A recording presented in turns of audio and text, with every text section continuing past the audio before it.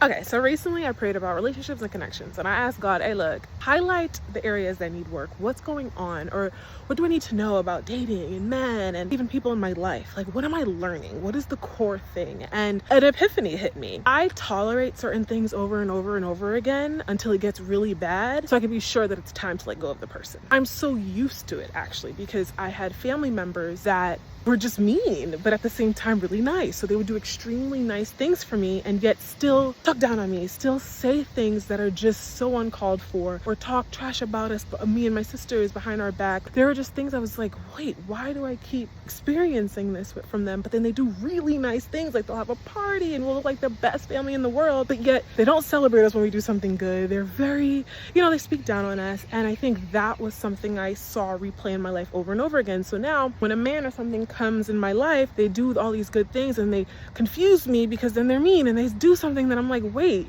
I know my worth and I don't deserve this, but why am I not ending it? And I think it was just this thing where I would prolong it. And instead of pointing fingers at my family, I had to sit with myself and just say, hold up. When my family did those things, I could have set them straight. Instead, I would cry. Instead, I would get annoyed, or I would distance myself. But I could have just said, I don't like when you do that to me.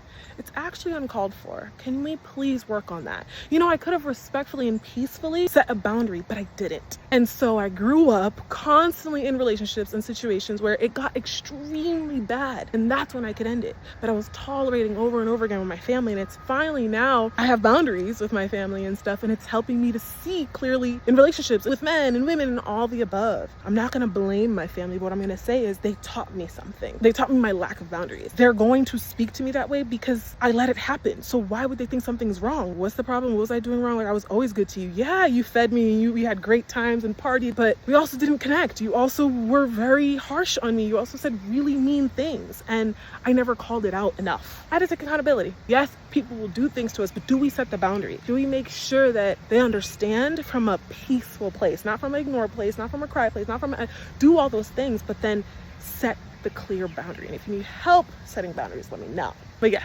that's something I've learned I can now take into relationships and understand. I have the power. My self-worth is at an all-time high because I understand what I will and will not tolerate, and I'll speak on it. Okay?